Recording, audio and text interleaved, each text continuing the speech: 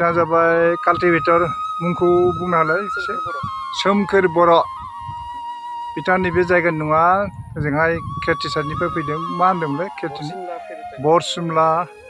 खैरातारि बे जायगानि बिथाङा लोगोसे बे गामिनि बिथाङा आबादारि नोंथांनि मुंखौ बुंदो रनजित बसुमतारी उप खाग्राबारि बरिया मोजां आबादारि आफोनारि बाक्सा जिल्लानि जाला सार्कलनि सिङाव थानाय सानजा खाग्राबारि गामि बे जाबाय सलार सिस्टेमजों दै बोखांनानै माने हा सिंनिफ्राय दै बोखांनानै बाहाय दै जगायनाय जायो मोनसे अत्याधुनिक मोनसे साइन्टिफिक सिस्टेमजों मोनसे आबाद खालामनाय नुनो मोनदों आबाद खालामनाय गोदान मुगानि गोदान खान्थिजों बाहाय एरि माइ आबाद एयार माइ आबादखौ बेहाय खालामनाय नुनो मोनदों जोबोर मोजां जादों बेनिखायनो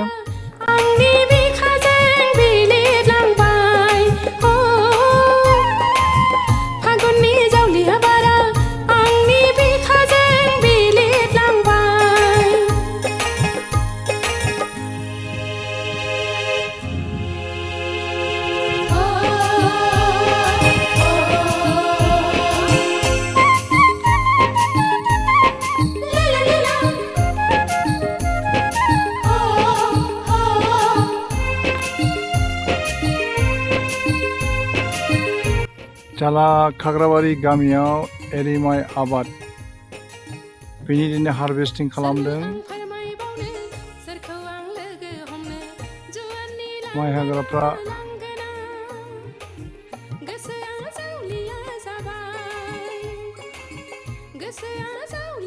अखा हानाय बोथोराव बे माइखौ हानो जोबोद दिगदार जायो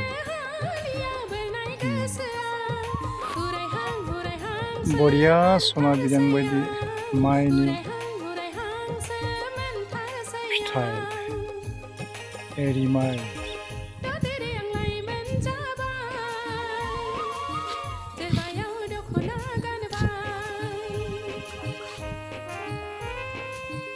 माइ हाग्राफ्रा बर' ना हारसालै बर'आनो खामला नामा ना हाजिरा हाजिरा बेसेबांफोर लायो बेसेबां मोनो हाजिरा 500 जानायबो दङ मोजाङानो माथो मिलायो होमबा आरो माइआबो बिराद मोजां जादों मा माइ होनदों बेखौ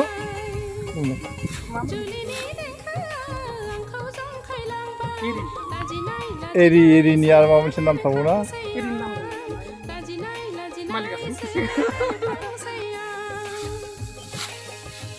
एरिनिबो जात थायोना मा नाम होनदों माइखौ लाल गंगा बरिया नैबे जाला खाग्राबारि गामियाव पियर जोंनि बर'नि गामि गोबां न'खर दङ बेनि गेजेराव फोथाराव हाबफैदों जों बे फोथाराव हाबफैनानै जोङो बेहाय गोबां माइ आबाद खालामनाय नुनो मोनदों बे माने सामार पेडि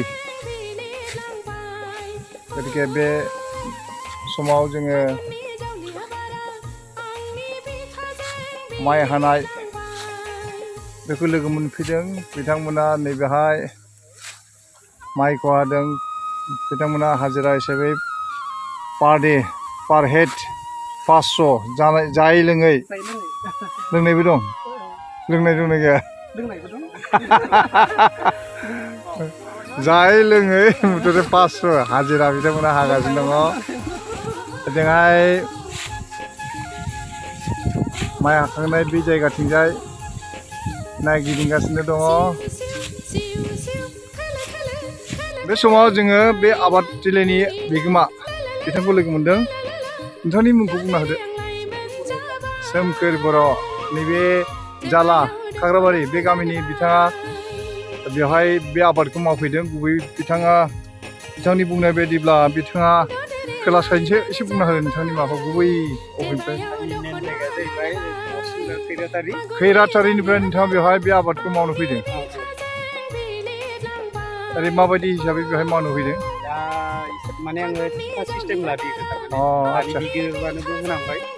टिका सिस्टेमाव मा बुंदोंमोन थारमाने हानि बिगोमानोबो आं थारमाने होनांगोन आरो थिखा सिस्टेमाव नोंथाङा लादों बेनि जोलैखौ बबेनिफ्राय लाबोदों बेखौ थारमाने जोङो बै हासार दखाननिफ्राय लाबोयो आरो जोलैखौ जोलैखौ माइ बेगरखौ आच्छा बेखौ मा माइ होनदों बेखौ लाल गंगा होनो एरि माइनि लाल गंगा आच्छा एरि माइया मा बायदि मा मुं थायो आरो बेलेग थाबावना दा आङो बारा ओरै मिथिजोबा आं मोनफा मोननै ओरैनो मा थायो 2017 होननाय दं औ 28 होननाय दं 28 लाल गंगा बे मोनथामखौ मावदों आरो बे मोनथामनि मादाव बबे साबसिन जायो लाल गंगाया मोजां जायो आरो नुनो मोनदों बेहाय नोंथांनि आबादखौ जों नायनानै नायगिदिंना फैबाय गोबां मोजां जादों आबादा बेहायथ' दै साप्लाइ अर्थात दै जगायनायनि मोनसे इरिगेसन सिस्टेमनि मोनसे माबा नांगौ निस्सय दै नांगौ मोजां दै नङाबा अखा बेबायदि आच्छा बेहाय नोंथाङा जितु आबादखौ मावदों बेसेबां पार बिगा बेसेबां मोनगोन बायदि नोंथाङा आसा खालामदों आंनि हिसाबाव बेसेबां आसा खालामदों बेयाव थारमाने एबारसो फार्स्ट गायनाय नालाय दा आङो थारमाने हाखौबो आरो दैखौबो नायबाय थारमाने माइआ माबायदि जाथावना बेखौ नायनानै थारमाने दा बुंनो थाङोबा नोंथांनि बायदिब्ला बेवहाय पार बिगा बेसेसो मन ओंखारगोन होननानै सानदों बेसेबां आसा खालामदों आंनि हिसाबैबो थारमाने दा गायनायफोराबो बेलेग नालाय मानसिफोराबो बिनि थाखाय थारमाने दा आरो खायसेनियाबो मोजां जायो गायनायफोराबो जोंनि साइडनि रखम जाया आरो थारमाने नोंथांनि साइड माने जोंनि बरसुमला खैराटारि साइडनि खेत्रि साइडथिं जाय आच्छा जाया गायनायफोरा थारमाने दा आरो इयाव नायोबा मथा-मथि 25नि सायाव खारगोन आरो माने आच्छा पार माने बिघा 25 मन मोननायनि आसा दङ बिनि बारगोन आरो बारबावगोन होमबाथ' जोबोद मोजां जोबोद माने गोजोनथाव बाथ्रा जे बेबायदि एरि माइ मावनानै जों गोबां प्रडाक्सन खालामनो हायो आरो बिनि जे गोबां माने रां खामायनो हायो जों मिथिना मोनबाय निस्सय बेखौथ' जों बुंनो थाङोब्ला फाननायनि थाखाय बे नङा होमबा बेखौ बिनि प्रडाक्सन बेखौ माबायदि उत्पादन खालामनाय जायो बेखौ एसे बुंनाय नैबे माइ आबादखौ बे माइ आबादखौ माबायदि हानाय जायो गोथाङैनो हायो गोथाङैनो हानाय जायो गोथाङै हानानै बेखौ मा खालामो गोथाङै हानानै थारमाने बेखौ डाइरेक्ट मेसिनाव नाखायो मेसिनाव नानानै ओमफ्राय माइ गुरिखौ फोरानो माइखौ फोराननानै ओमफ्राय फानोबा फानबाय ओमफ्राय जायोबाबो बेखौनो दोनबाय आरो फोराननानै दोननांगौ ओरैनो दोनोब्ला निस्सय माने गाजा हरनायनि चान्स थायो बे बाथ्राखौनो सोंनो थांदों आं सिस्टेमखौ थारमाने बे एरि माइ मावनाय जि सिस्टेम बेखौ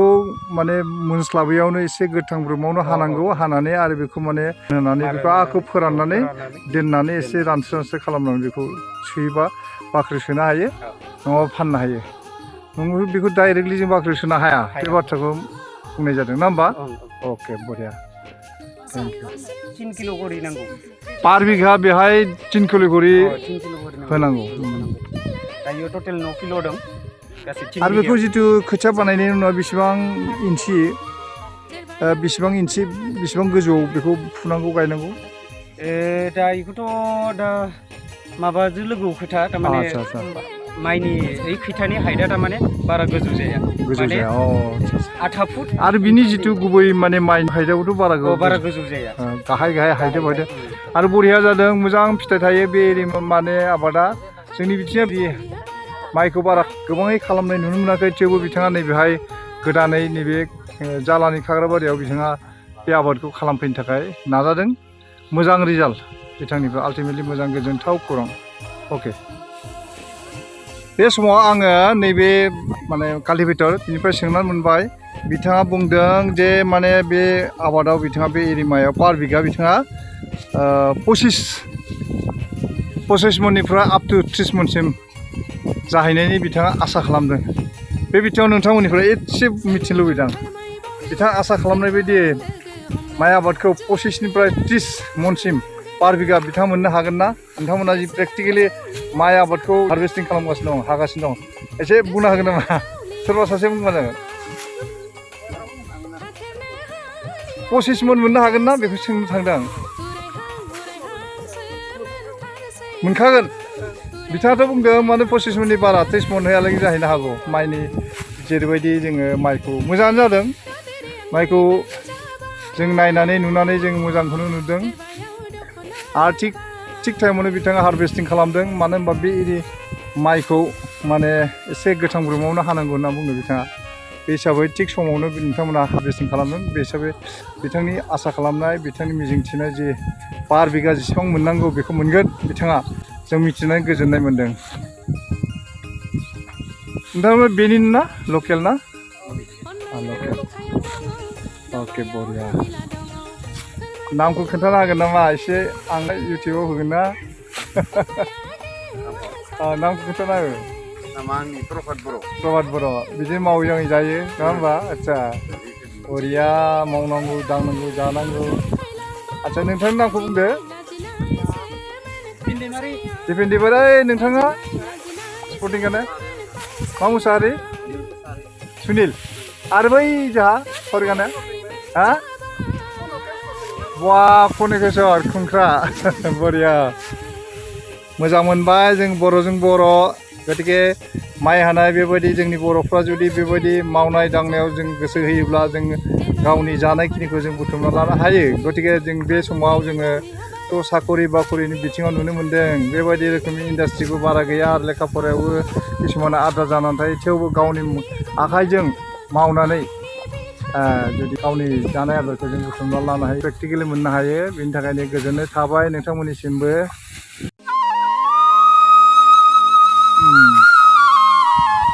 बरिया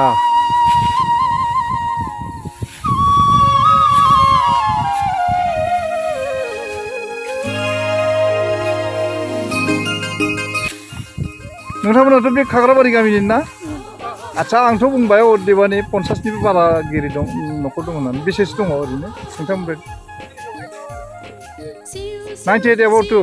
98 न'खर दङ टटेल जनसंख्या बेसेबांसो जागोन बर'फोरा अनलि बर'आनो बांसिन दंना बेसे जागोन जनसंख्या 1000 जागोन ना बारगोन 1000नि बारगोन बरिया बाहाय गोबां माने बर' न'खर नुनो मोन्दों आरो गोबां बर' मानसिफोर दङ साइडआव एसे गोजान गोजानाव गुबुनारिफोर दङ